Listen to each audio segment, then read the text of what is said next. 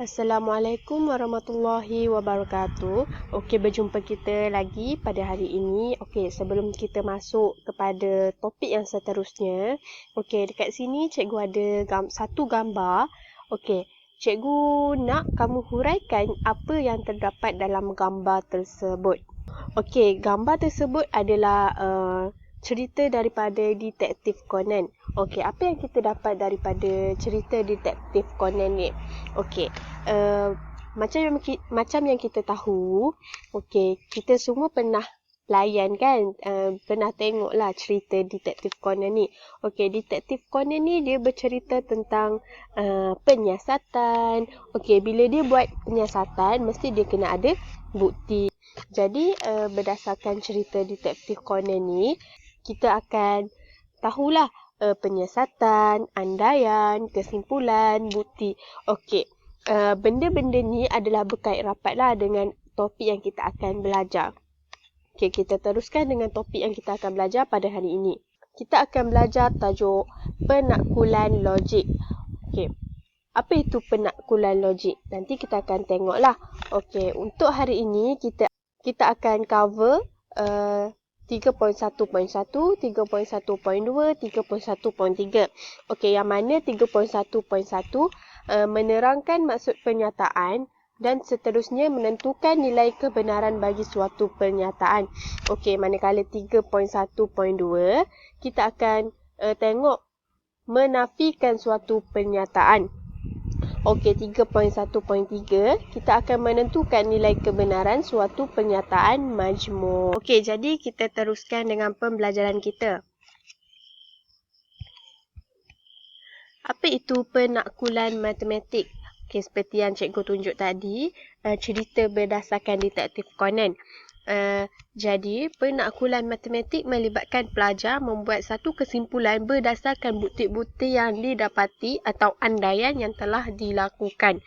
Okey, seterusnya, maksud pernyataan. Apakah pernyataan? Okey, apa yang kita tahu, pernyataan adalah satu ayat. Ayat, apakah ayat dia kan?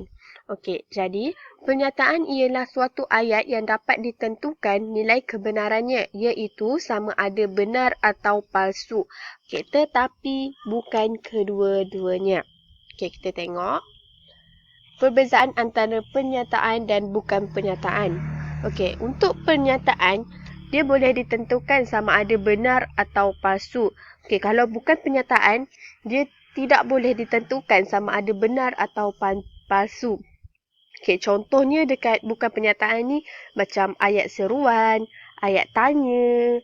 Okey, kita tengok contoh ayat pernyataan. Yang pertama, Malaysia mempunyai 13 buah negeri dan 3 wilayah persekutuan. Okey, ayat ni benar ke palsu? Kita boleh tentukan sama ada ayat ni benar atau palsu. Okey, yang kedua kita tengok, Melaka terletak di utara Malaysia. Walaupun dia palsu, tapi dia adalah satu ayat yang kita boleh tentukan sama ada dia benar ataupun palsu. Okey, kita tengok contoh yang keempat. Negatif 6 lebih kecil daripada negatif 8. Walaupun ayat dia tu salah, tapi kita boleh tentukan ayat tu salah kan. Okey, kita tengok contoh untuk bukan pernyataan. Tolong hantar buku kerja. Kita tahu ke ayat tu benar ke palsu? Kita tak tahu kan? Okey, yang kedua. Bagaimanakah anda datang ke sekolah? Benar ke ayat tu? Kenapa ada tanda tanya? Maknanya, ayat tu kita tak boleh tentukan sama ada benar ataupun palsu. Okay, kita tengok contoh yang keempat. X tambah 3 sama dengan 5. Macam mana kita nak tentukan pernyataan tu adalah benar sedangkan X kita tak tahu nilai dia berapa? Betul kan? Okey, jadi X tambah 3 sama dengan 5 adalah bukan pernyataan. Okey, kita tengok contoh ya. Tentukan sama ada ayat di bawah pernyataan atau bukan pernyataan. Justifikasikan. Okey, yang pertama, sila hantar kerja rumah anda. Okey, ayat yang pertama bukan pernyataan kerana kita tidak boleh tentukan nilai kebenarannya. Yang kedua, Menara Kuala Lumpur ialah menara yang tertinggi di Malaysia. Pernyataan kerana ayat itu benar. Yang ketiga, 5 lebih besar daripada 9. Pernyataan kerana ayat itu, sini cikgu typo, pernyataan kerana ayat itu palsu. 5 lebih besar ke daripada 9? Dia palsu tapi dia pernyataan. Sebab kita boleh tentukan dia betul atau salah kan. Okey, yang keempat. 4Y tolak 5 sama dengan 11. Kita tahu ke Y tu nilai dia berapa? Kita tak tahu kan. Jadi kita tak boleh nak tentukan nilai kebenaran dia berapa. Jadi bukan pernyataan. Okey. Seterusnya kita tengok kepada pengkuantiti semua dan sebilangan. Pengkuantiti adalah perkataan yang menerangkan bilangan objek atau kes tertentu dalam satu pernyataan sama ada secara keseluruhan atau sebahagian. Okey, kita tengok contoh. Dengan menggunakan pengkuantiti semua atau sebilangan, lengkapkan setiap yang berikut supaya membentuk satu pernyataan yang benar. Poligon mempunyai bilangan bucu dan sisi yang sama. Okey, semua poligon, sebilangan poligon. Semua poligon mempunyai bilangan bucu dan sisi yang sama. Okey, yang kedua, nombor gandaan bagi 7 adalah nombor genap. Tak semua nombor gandaan bagi 7 adalah nombor genap. Jadi kita guna sebilangan nombor gandaan bagi 7 adalah nombor genap. Nombor bulat boleh dibahagikan dengan 9. 1 boleh bahagi dengan 9. 9 bahagi 9 boleh. 1 bahagi 9 tak boleh. Jadi, sebilangan nombor bulat boleh dibahagi dengan 9. Kita masuk kepada standard pembelajaran 3.1.2 iaitu menafikan suatu pernyataan. Bagaimanakah anda menafikan suatu pernyataan? Bagaimana kita nafikan satu ayat tu? Kita guna kata tidak ataupun kata bukan. Contoh cikgu bagi ya. Adakah buku tu milik awak? Okey, awak mesti kalau buku tu bukan milik awak, awak akan jawab, "Oh, bukan, buku tu bukan milik saya." Jadi, kita nak nafikan yang buku tu bukan hak kita adalah kita guna perkataan bukan. Jadi, sama juga dengan ayat. Pernyataan dapat dinafikan dengan menggunakan bukan atau tidak. Penafian suatu pernyataan akan mengubah nilai kebenaran pernyataan itu menjadi sebaliknya. Contoh, satu ayat benar, dia akan jadi palsu kalau kita nafikan.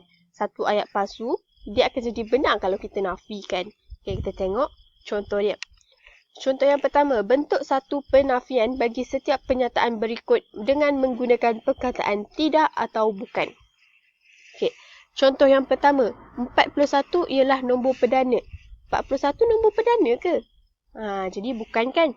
Jadi kita nafikan dia, 41 bukan nombor perdana. Okay, contoh yang kedua, 0.4 meter bersamaan dengan 400 mm. 0.4 meter bersamaan dengan 400 mm. Betul ke? Bukan. Jadi, 0.4 meter tidak bersamaan dengan 400 mm. Okey. Seterusnya, kita masuk kepada standard pembelajaran yang ketiga, iaitu menentukan nilai kebenaran suatu pernyataan majmuk. Bagaimanakah anda menentukan nilai kebenaran suatu pernyataan majmuk? Pernyataan majmuk ialah gabungan dua atau lebih pernyataan dengan menggunakan perkataan dan atau. Jadi, tengok contoh. Gabungkan pernyataan P dan Q berikut dengan perkataan dan juga atau. Kita tengok contoh yang pertama. P, pentagon mempunyai 2 perpenjuru. Q, heptagon mempunyai 4 perpenjuru. Okay, kita nak gabungkan dia, kita akan jadikan yang pertama. Pentagon mempunyai 2 perpenjuru dan heptagon mempunyai 4 perpenjuru. Kalau kita nak gabungkan menggunakan perkataan atau, pentagon mempunyai 2 perpenjuru atau heptagon mempunyai 4 perpenjuru. Untuk contoh yang pertama, dia tiada pemasuhan kata sebab kalau kita tengok dekat sini, pentagon mempunyai 2 perpenjuru, heptagon mempunyai 4 perpenjuru. Dia tak ada perkataan yang sama. Okey, kita balik kepada contoh B. Kita tengok kepada contoh B. Negatif 4 ialah integer. Q 2 ialah integer. Jadi kalau kita nak gabungkan dia guna ayat dan. Negatif 4 dan 2 ialah integer. Negatif 4 atau 2 ialah integer. Okay. Jadi dekat sini kita akan nampaklah kedua-dua P dan Q ni adalah dia guna ayat integer. Jadi, di sini kita kena masukkan perkataan. Kita tak boleh buatlah negatif 4 ialah integer dan 2 ialah integer. Maknanya dia berulang benda yang sama. Jadi, kita masukkan satu perkataan integer. Jadi, kita letak negatif 4 dan 2 ialah integer. Tengok contoh yang kedua. Tentukan pernyataan P dan Q dari pernyataan majmuk yang berikut. Okey, contoh A. 9 dan 91 ialah nombor perdana. Okey, yang ni dia ada pemansuhan kata. Sebab dia ada dua pernyataan di sini. Tapi dia ada satu sahaja nombor perdana. Maknanya kedua-dua ni adalah nombor perdana. Jadi untuk P, 9 ialah nombor perdana. Dan Q, 91 ialah nombor perdana. Okey, tengok contoh B. Negatif 9 lebih kecil daripada 10 atau 9 lebih kecil daripada 10. Dekat sini dia tak ada pemansuhan kata lah. Sebab dia tak ada ayat yang sama. B. Negatif 9 kecil daripada 10. Q. 9 kecil daripada 10. Okey, jadi apa yang kita dapat simpulkan dekat sini? Perkataan dan dalam pernyataan matematik membawa maksud kedua-duanya sekali. Kalau perkataan atau, dia membawa maksud salah satu atau kedua-duanya sekali. Kalau dan, kedua-duanya sekali. Kalau atau, dia salah satu atau boleh kedua-duanya sekali.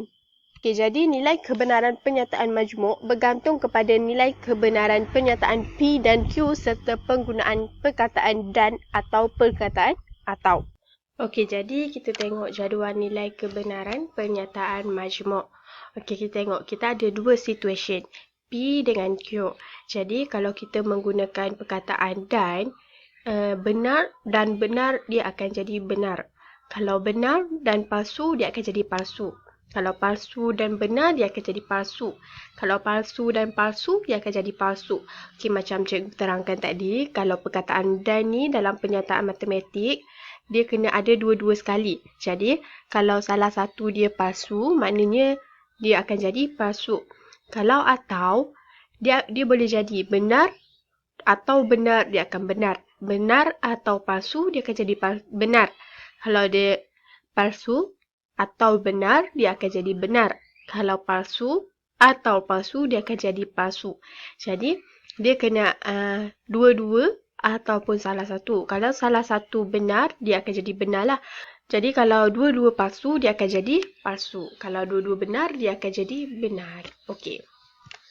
Seterusnya kita tengok contoh. Nyatakan nilai kebenaran bagi pernyataan majmuk berikut. Pentagon mempunyai 2 perpenjuru. Benar atau palsu? Benar. Heptagon mempunyai 7 perpenjuru. Palsu. Okey, kita tengok bila P dan Q dia bergabung menggunakan ayat dan, pentagon mempunyai 2 perpenjuru dan heptagon mempunyai 7 perpenjuru. Benar atau palsu? Dia akan jadi palsu. Dia akan jadi palsu sebab bila benar dan palsu, dia akan jadi palsu. Kita tengok contoh yang kedua. Pentagon mempunyai 2 perpenjuru atau heptagon mempunyai 7 perpenjuru. Kalau benar atau palsu, dia akan jadi benar. Okey, macam tadi, kalau benar dan palsu, dia akan jadi palsu. Benar dan benar, dia akan jadi benar. Kalau palsu dan benar, dia akan jadi palsu. Kalau benar atau benar, dia akan jadi benar. Benar atau palsu, dia akan jadi benar. Okey, kalau dan, dia ada satu je benar. Benar dan benar, dia akan jadi benar. Yang lain, semuanya palsu. Kalau atau, palsu atau palsu, dia akan jadi palsu. Yang lain, semuanya benar. Awak kena ingat macam tu lah. Kalau boleh, buatlah tabel satu ke, awak tampal dekat bilik supaya awak ingat. Okay, jadi sekian. Terima kasih.